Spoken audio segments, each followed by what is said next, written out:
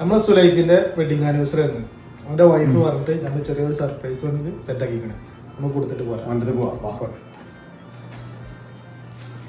അപ്പൊ നമുക്കൊന്ന് പോയി നോക്കാം.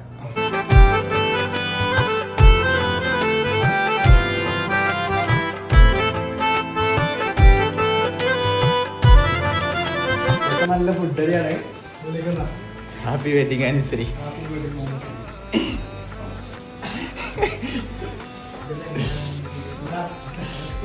എനിക്ക് വാ